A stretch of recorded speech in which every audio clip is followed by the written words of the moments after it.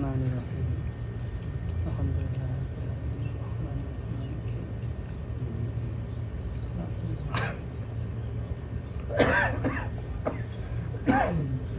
صلی علی محمد وآل محمد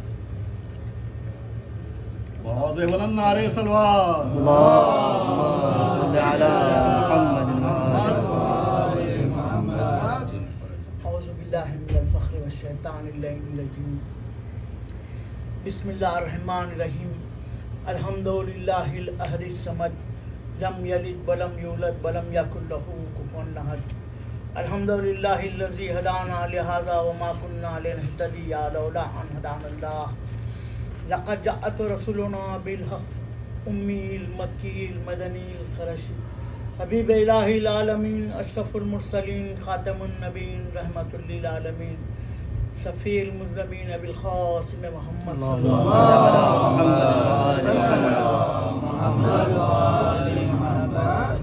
الامام المظفر الشجاع الغضنفر قاسم طوبہ و سخر میزان الاعمال مقلب الاحوال یاسب الدین امیر المومنین علی ابن ابی طالب صلی اللہ علیہ وسلم وعلى اہل بیت الطیبین الطاہرین المعصومین المظلومین ولعنۃ اللہ علی اعدائهم اجمعین من لیلنا هذا الى قیام یوم الدین اما بعد فقد قال اللہ تبارک و تعالی فی محکم کتابہ ومتقن خطابہ وقوله الحق بسم اللہ الرحمن الرحیم قل لا اسألكم علیہ اجرا الا المودۃ فی القربى صلوات اللهم صل علی محمد وآل محمد. ساری تعریفیں اللہ ہی کے لیے ہیں کہ جس نے محبت محمد و آل محمد میں اس نظام کائنات کا وجود سے عدم سے وجود عطا کیا اور کائنات کی ہر شے پر محمد آل محمد کی محبت کو واجب قرار دیا. ماشاءاللہ. آج جس شہزادے کا ذکر ہے اس کی عجیب شان ہے، لیکن اس سے پہلے کہ میں شہزادے کے ذکر پہ آؤں کچھ تاریخ کے اوراق سنانا چاہتا ہوں. بسم اللہ. کہ پہلی شادی جو اسلام میں بیان کی گئی وہ سرکار کی ہے کہ جس کا ذکر خاص طور پہ تاریخوں میں ملا. تو اس شادی کا خاص نقطہ یہ تھا کہ اس سے پہلے رسم یہ تھی کہ لڑکے والے جا کے لڑکی کا ہاتھ مانگتے تھے، لیکن سرکار کے لیے یہ ہوا کہ ختیجہ نے سرکار کا ہاتھ طلب کیا. بے شک. تو یہ عمل یعنی کہ سرکار کا دست سوال پھیلانا انہیں پسند نہیں ہوا. ختیجہ کو یہ بات پسند نہیں تھی کہ سرکار اپنا دست سوال سبحان اللہ جن کے صدقے میں کائنات بنی تو معرفت تھی شہزادی کو، اسی لیے انہوں نے پہل کی.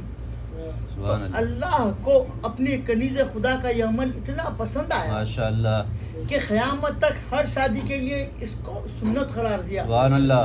کہ ہمارے یہاں اب جو نکاح کا صیغہ پڑھا جاتا ہے وہ لڑکی کی طرف سے ہوتا ہے، بے شک. لیکن ہمارے بھائیوں نے یہ رسم نکالی کہ جا کے لڑکی سے پوچھتے ہیں قبول ہے، جبکہ پیشکش اسی کی جانب سے تو اس سے کیا پوچھا جائے گا قبول ہے. اگر صیغے کا ترجمہ پڑھا جائے تو لڑکی کی جانب سے پیشکش ہے، قبول لڑکا کرتا ہے. بے شک. اور یہ شادی ہوئی تھی تو ایک طرفہ دولت کا ذکر کیا جاتا ہے کہ ختیجہ نے سونے کے اینٹوں کی دیوار بنائی تھی پردے کے لیے. جی اس جانب کو وہ تھی، ادھر کو سرکار تھے جی. گفتگو کے لیے، یعنی اتنی دولت مند تھی کہ وہ سونے کی دیوار کا پردہ بنایا تھا. تو وہیں پر سرکار ابو طالب کی دولت کا ذکر بھی ملتا ہے بہت خوب. کہ سرکار ابو طالب نے 100 سرخ اونٹ دیے تھے مہر میں، ماشاءاللہ. کیا جو کہہ اس دور کے سب سے مہنگے ترین اونٹ ہوتے تھے. 100 سرخ اونٹ دیے تھے مہر میں. ان چیزوں کا ذکر اس لیے نہیں کیا جاتا کہ یہ سب کا سب مسلمانوں میں تقسیم ہوا بعد میں. ہوتا یہ تھا کہ جب سرکار نے توحید کا آغاز کیا تو سب سے پہلے کلمہ غلاموں نے پڑھا، جی. کیونکہ وہ زیادہ تکلیف میں تھے، ان کو اسلام میں راحت نظر آئی تو وہ آ کے کہتے کہ ہم کلمہ تو پڑھ لیں گے لیکن جیسے کلمہ پڑھیں گے ہم پر ظلم بڑھ جائے گا، ہمارا جو آقا ہے وہ یہ پسند نہیں کرے گا. اور یہ جو سرمایہ دار تھے یہ مغرور تھے، اس لیے کلمہ نہیں پڑھ رہے تھے. تو سرکار انہیں خریدتے تو یہ جتنے مسلمان ہیں ان کی اکثریت ان غلاموں کی جسے سرکار نے خریدا تھا. بہت خوب. اگر ایک حساب ڈالا جائے کہ 1300 سال میں ان کی نسلیں پھیل کر کتنی ہوئی ہوں گی تو مسلمانوں کی اکثریت سرکار کے غلاموں میں نکلے گی. بے شک. یہ ختیجہ اور ابو طالب کی دولت تھی جو غلاموں کے خریدنے میں کام آئی. سبحان اللہ سبحان اللہ. یہ ختیجہ اور ابو طالب کی دولت تھی. ایک ہی ختیجہ کی دولت نہیں، ابو طالب کی بھی دولت تھی. بے شک. دیکھیے سرکار نے کہہ دیا دعوت ذوالعشیرہ کے لیے کہ انتظام کر دیجیے. کسی تاریخ سے بتا دیجیے کہ کوئی انتظام کے لیے بھی دیا ہو. جی. ابو طالب نے کیا. پہلی دعوت ذوالعشیرہ، پہلا کھانا ابو طالب کے گھر کھایا مسلمانوں نے، سبحان اللہ. اور آج تک نمک حرامی کر رہے ہیں. کیا کہنے ہیں. پہلا کھانا اسلام کا ابو طالب نے کھلایا. بہت اور آج خوب. تک نمک حرامی پہ تلے ہوئے ہیں. اور یہ انہی کی دولت سے اسلام پھیلا پھولا. لیکن اللہ نے جس شادی کا تذکرہ چاہا کہ دنیا میں ہوتا رہے تو اس کے لیے خاص اہتمامات کیے. وہ تھی سرکار کی اکلوتی دختر. اب یاروں نے لکھی گئی لیکن کسی کے لیے ایک جگنو کو بھی نہیں اتارا. کیا کہنے. واہ واہ واہ. کسی کے لیے ایک جگنو کو بھی نہیں اتارا کہ بھئی تیرے گھر کا جگنو آ جائے تو میں بیٹی دے دوں گا. کیا کہنے. صرف شہزادی کے لیے یہ ملا کہ سرکار نے کہا کہ میری بیٹی کا عقد اس سے ہوگا جس کے گھر ستارہ اترے گا. کیا کہنے ہیں. سبحان اللہ. اب یار لوگ کہتے ہیں کہ ستارہ تو اتنا ہوتا ہے اتنا ہوتا ہے. اللہ نے اس ستارے کی قسم کھا کے کہہ دیا والنجم کہہ کے جو در علی پر اترا وہ اتنا متبرک ہوا کہ اللہ نے اس کی قسم کھائی. کیا کہنے ہیں. واہ واہ واہ. سبحان اللہ سبحان وہ اللہ. ستارہ جو در مولا بہت کائنات خوب. پر واہ واہ اترا واہ. اس کو یہ اعزاز ملا کہ اللہ نے اس ستارے کی قسم کھائی. وہ ستارہ جو اپنی منزل سے چلا اور جب تک وہ گردش کرتا رہا شہزادی کی تسبیح کی حرکت کے ساتھ ساتھ، اور جب واپس لوٹا ہے تو یہ ناز کرتا ہوا لوٹا کہ کون ہے جسے یہ شرف حاصل ہے کہ در حیدر کا بوسہ لے کے آئے. ہاں. کیا کہنے ہیں. واہ واہ واہ. کون ہے سبحان اللہ جسے یہ شرف حاصل ہے کہ در حیدر کا بوسہ لے کے آئے. تو مسلمانوں میں سب سے زیادہ مشہور معروف شادی بھی نا کہ جس کے لیے ستارہ اترا. لیکن مسلمان اسی لیے بیان نہیں کرتے کہ ان کی مراد نہیں ہوئی تھی پوری. بہت خوب بہت خوب. ان کا دامن مراد خالی رہ گیا تھا. یہ تو علی کے گھر اترا تھا ستارہ تو یہ کہاں سے بیان ہوگا. لیکن اللہ نے جس کے ذکر کو رکھنا چاہا ذکر کرنے والوں کو بھی رکھا اور ذکر کو بھی رکھا.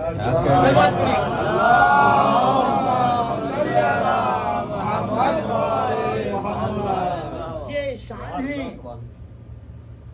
یہ اللہ کا اہتمام ہے. دیکھیے اللہ نے کہہ دیا کہ ہم نے تمہیں طاہر قرار دیا تو آج آپ پوری دنیا میں گھوم لیں. وہ زبان جو طاہر ہے وہی ان کا ذکر کرتی بھی ملے گی. دوسروں کو توفیق نہیں ہوگی. بے شک. ان سے اللہ نے رزق کو دور رکھا تو ان کے نام کو بھی رزق سے دور رکھا بے شک. کہ اغیار اتنے پیارے نام ہوتے ہوئے بھی کوئی رکھتا نہیں. کیا کہنے ہیں. سبحان اللہ. سمجھ رہے ہیں آپ. پنجتن کے جتنے خوبصورت نام ہے کوئی اور نام اس کے مقابل ہے ہی نہیں. لیکن اللہ نے کسی کو توفیق ہی نہیں دی. کہا کہ یہ صرف ان لوگوں کے لیے ہے جن کا وجود پاکیزہ ہے، بے شک. جن کی نسل پاکیزہ ہے، جن کا خون پاکیزہ ہے. ان کو یہ اللہ نے اعزاز عطا کیا. آپ لوگ میری طرف متوجہ ہیں. صلوات پڑھیں.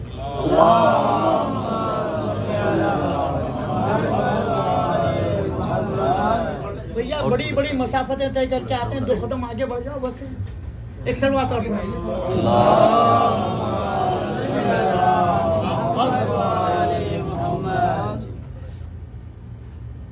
ذکر شہزادی کی شادی کا ہو رہا تھا کہ سرکار کی مولا کائنات اور شہزادی کونین کے لیے اللہ نے اہتمام کیا. کائنات میں صرف ایک شادی ہے کہ جس کا عقد آسمانوں میں ہوا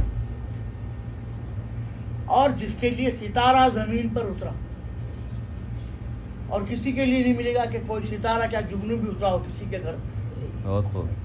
اس کے باوجود لوگ اس کے ذکر سے محروم ہیں. کیوں؟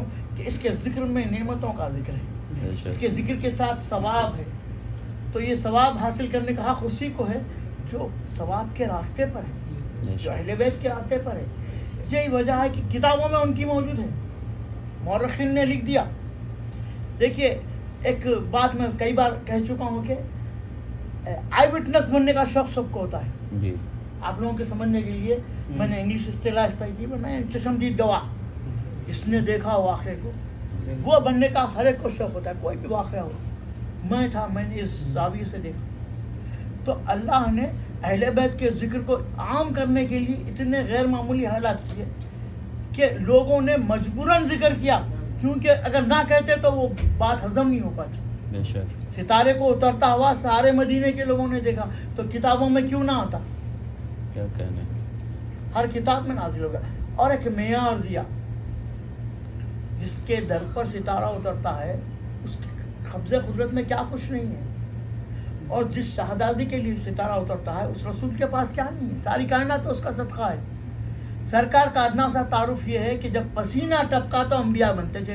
کیا کہنے ہیں. سبحان اللہ. واہ واہ کہ میں اللہ کی تسبیح کر رہا تھا، جو میری پیشانی سے خطرے گر رہے تھے وہ کبھی آدم بنا تو کبھی نوح بنا. سبحان اللہ. سبحان اللہ. سبحان اللہ. یہ ہے سرکار کی عظمت.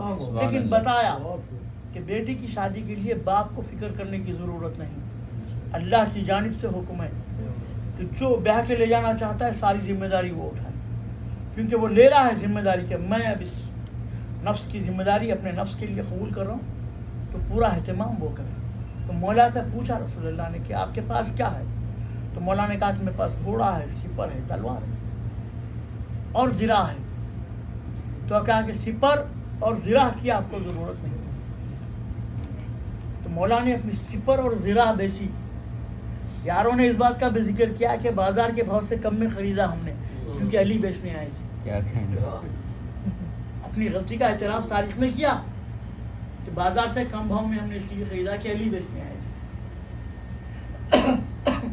لیکن بہرحال بتایا، مہر کی عظمت کو بتایا ہے. اب مسلمانوں میں مہر غائب ہو گیا.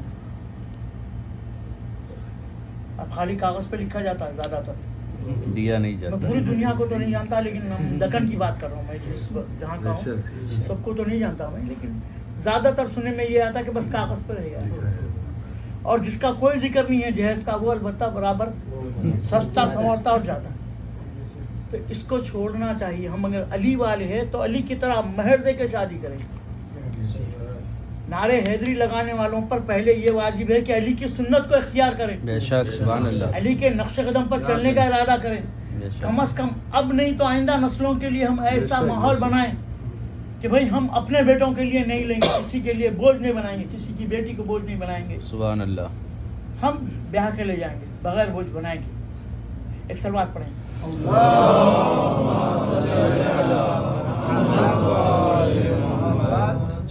جب میں ذکر تمام کر لوں تو برادر محترم وہاں پڑھیں گے، آپ لوگ بیٹھیں. انشاءاللہ. میں اسی بات کا انتظار کر رہا تھا اعلان کرنے کے لیے کہ پہنچ جائیں تو پھر اعلان بھی کروں. ایک صلوات اور پڑھیں.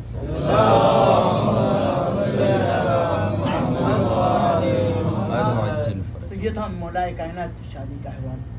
لیکن جس شادی کو آپ منانے کے لیے بیٹھے ہوئے ہیں، یہ بیمار کربلا کو تعزیز کیا کرے. منال کہتے کہ میں پہنچا امام کے پاس تو ایک مدینے کا شخص آیا. اب دیکھیے آپ محبتیں کیسے ہوتی ہیں اور محبتوں میں کتنا خیال کیا جاتا ہے. آ کے کہہ رہا کہ مولا میرے گھر بیٹی کی شادی ہے، آپ کا وجود بابرکت اگر میرے گھر آ جائے تو میری بچی کا مقدر سنور جائے. امام فرماتے ہیں کہ کربلا کے بعد ہم کسی شادی میں نہیں جاتے. کہا کہ مولا لیکن آپ کا وجود تو چاہیے میرے گھر کے لیے، آپ آئیں میرے گھر تاکہ برکت ہو. تو کہا کہ ہمارے آنے کی ایک شرط ہے، بابا کی مجلس ہو تو ہم آئیں. تو جو اپنے بیٹی کی شادی کی خوشیاں منا رہا ہے اس نے کہا کہ مجھے اپنی خوشیوں کا کوئی خیال نہیں، آپ کا آنا کیا خیال ہے. بس میں اپنی شادی کے گھر کو ماتم کدا بناؤں گا، فرش عزا بچھاؤں گا، آپ تشریف لائیں، پہلے مجلس ہوگی بعد میں شادی ہوگی. جزاک اللہ. یہ تھی محبت اہل بیت کی. آج کا دکن میں کیا جہاں جہاں شیعہ لوگوں اس بات پر عمل ہوتا ہے کہ شادی سے پہلے ایک مرثیہ پڑھا جاتا ہے اور اسی شہزادے کا پڑھا جاتا ہے کہ جس کی شادی کربلا میں ہوئی تھی. اب ایک فکر چلی ہے کہ جن کے سمجھ میں جو بات نہیں آئی اس کا انکار کر دو. کچھ کم عقلوں کو کربلا کی شادی سمجھ میں نہیں آئی کیونکہ انہوں نے مادی زندگی تک نظر رکھی، جبکہ اللہ نے حیات دائمی مرنے کے بعد عطا کی ہے. قرآن میں جب ذکر کیا تو کہا کہ ہم نے موت اور حیات کو خلق کیا، یعنی پہلے موت ہے اس کے بعد اصل زندگی. یاروں نے کہا کہ بس جہاں زندگی ختم ہو رہی وہاں شادی کا کیا تصور، ہوئی نہیں شادی، جبکہ چوتھے امام فرمانے کے کربلا میں شادی ہوئی تھی۔ اور کون قاسم؟ حسن کی آبرو، حسن کی آرزو کا نام ہے قاسم۔ مولا کائنات کی شبیہیں تو سارا خاندان احترام سے دیکھتا ہے کہ مولا کائنات کی شباہت ہے قاسم میں۔ اور اس کے بعد تاریخ کہتی ہے کہ یہ شہزادہ اس قدر بہادر تھا اور خود متمنی تھا موت کا کہ امام حسین نے شب عاشور چراغ گل کیا۔ جب امام نے چراغ گل کیا تو کچھ لوگ دامن بچا کے چلے گئے، کچھ لوگ چلے گئے۔ یہ آخر تک اس لیے تھے کہ انہیں معلوم تھا کہ بنی ہاشم کی اگر تلوار چلے گی تو کامیابی بنی ہاشم کی ہوگی، تو یہ مال غنیمت کے لالچی تھے۔ اسی لیے امام نے چراغ گل کر کے کہہ دیا کہ اب جو بچے گا وہ کٹے گا، کل اسے اپنی جان قربان کرنی ہے۔ تو جن کو جان پیاری تھی وہ چلے گئے۔ اب جو چراغ جلایا تو وہ لوگ تھے جنہوں نے کہا کہ مولا اگر آپ کی محبت میں 70,000 بار مارا جائے تو ہم مرنے کے لیے تیار ہیں۔ تب حسین انہیں خبر شہادت دے رہے ہیں، کبھی زہیر سے کہہ رہے ہیں، کبھی حبیب سے کہہ رہے ہیں، کبھی مسلم بن اسجا سے کہہ رہے ہیں کہ تم جام شہادت شریک ہو گے۔ قاسم کا عالم یہ ہے جو اس کا کہ رک کے پوچھتے چچا کل کے شہید ہونے والوں میں میرا نام بھی ہے؟ امام فرماتے ہیں کہ قاسم تمہارا نام بھی ہے اور تمہارے بھیا علی اصغر کا بھی نام ہے۔ جیسے ہی علی اصغر کا نام سنا نا قاسم نے ایک مرتبہ تھیوری پہ بل آ گئے، کہا اشفیہ کیا خیمے میں آ جائے؟ حسین فرماتے نہیں، میں اصغر کو لے جا کے سوال آپ کروں گا۔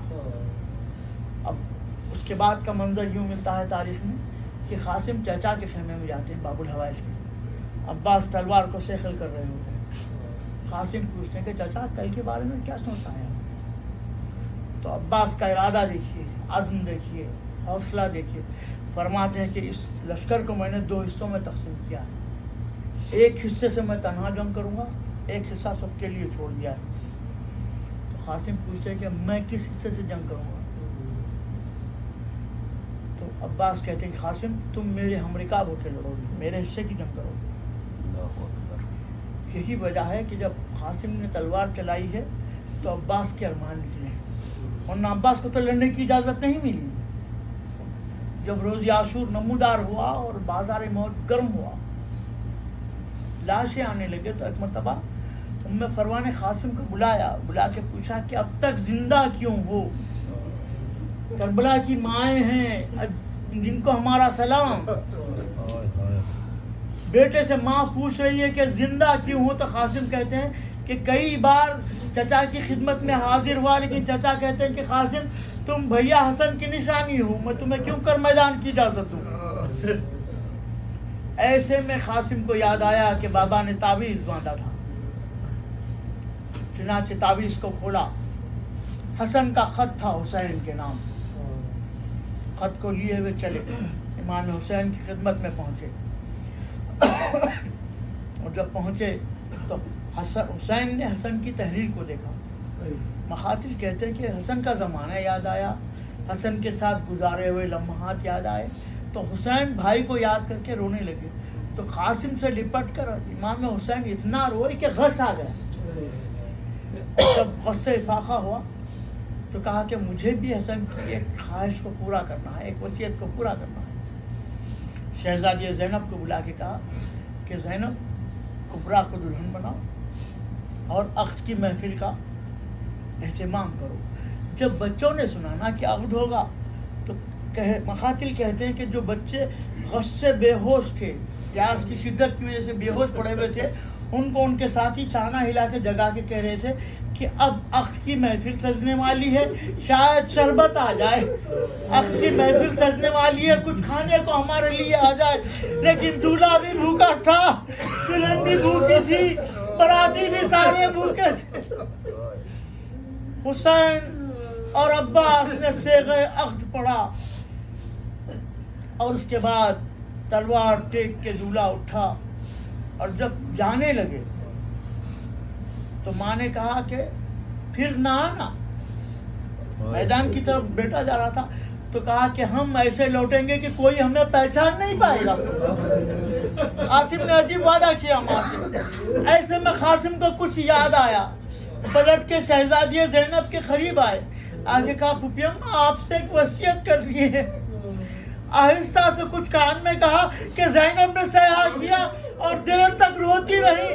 بیویوں نے آ کے گھیر لیا کہ بی بی بتائیے قاسم نے کیا کہہ دیا کہ آپ کے آنسو نکل گئے. تو کہا گودی کے پالے کیا اس لیے ہوتے ہیں کہ بزرگوں کو وصیت کریں. قاسم وصیت کرتے ہیں, کہتے ہیں کہ میں نے سنا ہے شام غریبہ ردائیں چھین لی جائے گی, بیویاں بے پردہ ہو جائیں گی. میری بس اتنی خواہش ہے کہ کہیں اگر کوئی ردا میسر آ جائے تو میری بیوہ کا خیال کرنا.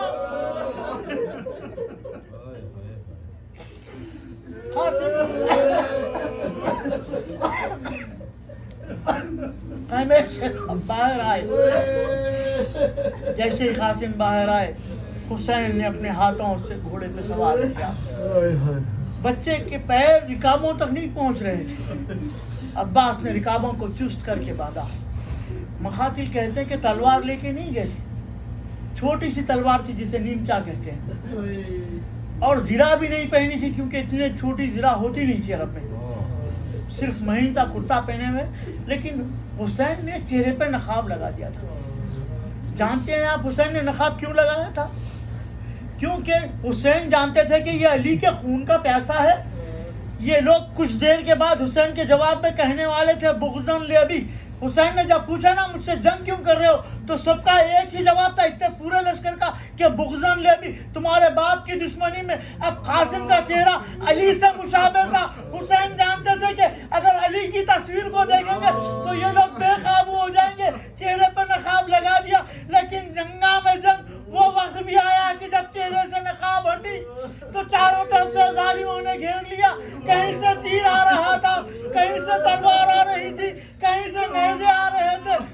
میرا نے نظم کیا قسمیں جھکا جو فرش پا وہ غیرت خمر, مارا کسی نے فرق پا ایک گرز تان کر, برچی لگی جو شیش کی ٹکڑے ہوا جگر, گرتے تھے اسب سے کے کمر پر لگا تبر, تاریخ کی دیکھ کھا کے پکارے امام کو, فریاد یا حسین بچا لو غلام کو. جب قاسم کی آواز پہنچی تو قاسم میدان میں بہت دور پہنچ چکے تھے, بہت دور تک جنگ کرتے ہوئے چلے گئے تھے. درمیان میں بڑا لشکر حائل تھا. پہلے تو لشکر نے انہیں روکنا چاہا. جب لشکر نے روکنا چاہا تو بنی ہاشم کے شیروں نے تلواروں کو بے نیام کیا. حسین, عباس اور علی اکبر, تین بنی ہاشم کے بہادروں نے جب حملہ کیا تو ظالموں نے وہ رخ اختیار کیا جدھر قاسم کونیوں کے بل چچا کا انتظار کر رہے تھے. تصویر علی کربلا کے مقتل میں بکھرتی جا رہی تھی.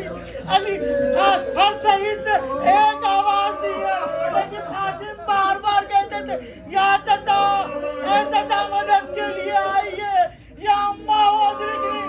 جب حسین پہنچے تو قاسم کا لاشا پامال ہو چکا تھا. ایک مرتبہ دوست سے ہوا اتاری اور رو کے امام نے کہا کہ ہے بے قاسم, تم مدد کے لیے بلاتے رہے اور حسین پہنچ نہ سکا. اب ابا میں قاسم کے ٹکڑے جمع کیے گئے اور اس کے بعد گٹری کی شکل بنا کے حسین ایک ابا میں ایک گوشے میں لے کے قاسم کے لاشے کو چلے ہیں. تو دستور یہ تھا کہ جس کسی شہید کا لاشا آتا ایک خیمے میں پہلے میت کو رکھا جاتا, وارث غم کو بلا کے کہا جاتا کہ برسا قبول کرو. ادھر سے ماں کو بلایا کہ بیٹا ملاقات کے لیے آیا ہے. چند لمحوں پہلے جسے دلہن بنایا تھا اب اسے بیوہ بنا کے لایا گیا. دلہا کو سفید لباس بنا کے لایا گیا. ایک مرتبہ ام فرما پہنچی اور چاروں طرف دیکھنے لگی. قاسم کا لاشا نظر نہیں آیا, سراپا نظر نہیں آیا. تو تڑپ کے حسین سے کہا آقا کیا غلام کا لاشا ایسے نہ تھا کہ اسے آپ لاتے؟ حسین نے سر کو جھکا کے کہا وہ جو گٹری نظر آ رہی